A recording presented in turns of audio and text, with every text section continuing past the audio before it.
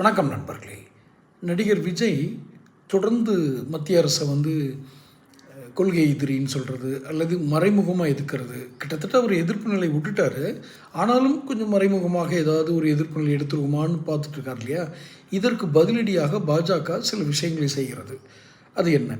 தொடர்ந்து பதிவுக்குள்ளே போகிறதுக்கு முன்னாடி சேனல் சப்ஸ்கிரைப் பண்ணாதவங்க சப்ஸ்கிரைப் பண்ணிக்கோங்க, நோட்டிஃபிகேஷன் பில் பதிவு பண்ணிக்கோங்க.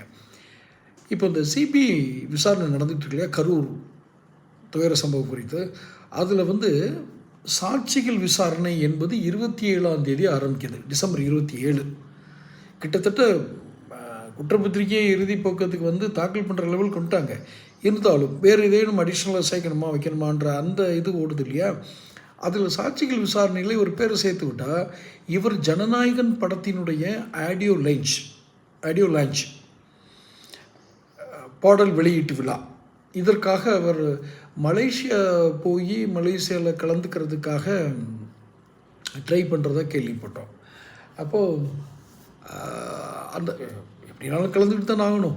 ஆனால் அதில் கலந்து கொள்வதற்கு இயலாத அளவிற்கு ஏதேனும் நீதிமன்ற தடையை பெற்று இவர் சாட்சியாக இங்கே விசாரிக்கப்பட இருக்கிறார். இவருக்கு விசா வழங்கப்பட்டிருந்தால் ரத்து செய்யுங்கள், அல்லது விசா கொடுக்க வேண்டியிருந்தனாலும் மறுத்துக்குங்க. ஏன்னா இப்போ விசா தேவையில்லைன்னு நினைக்கிறேன் மலேசியாவுக்கு. இல்லை, அந்த நிகழ்ச்சிகளுக்கு முதல்ல அவர் விசாரணைக்கு வந்தாகணும், வர வேண்டிய கட்டாயம் இருக்குது. அவர் நாங்கள் அதை முடித்தா தான் எங்களுக்கு சீக்கிரமாக கேஸை முடிக்க முடியும் அப்படின்னு சொல்லி கோர்ட்டில் தடை உத்தரவு வாங்கினா, இந்த ஜனநாயகன் அந்த பாடல் வெளியீடு விழாவில் இவரால் கலந்துக்க முடியாத சூழல் ஏற்படும்.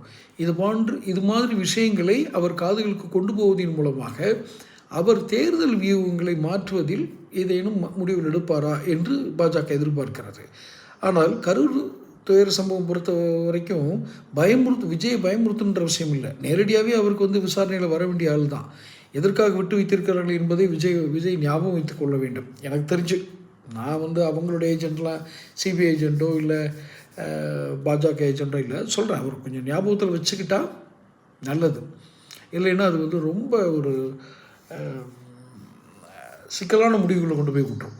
ஒரு படமே வெளியாகாது, அந்த மாதிரி சிக்கல்கள் போயிடக்கூடாது. ஏன்னா ஒரு ஆளுங்கட்சி நினைச்சா திமுகவாக இருந்தாலும் சரி, பிஜேபியாக இருந்தாலும் சரி, காங்கிரஸ் இருந்தாலும் சரி, இதை செய்ய தான் செய்வாங்க. ஏற்கனவே எதிர்கொண்டிருக்கார் விஜய். ஸோ தொடர்ந்து அவருக்கு ஜனநாயகன் படத்திற்கு என்னென்ன நெருக்கடிகள் வரும் என்பதை பேசுவோம். தொடர்ந்து பேசுவோம். நம்ம சேனல் சப்ஸ்கிரைப் பண்ணிக்கோங்க.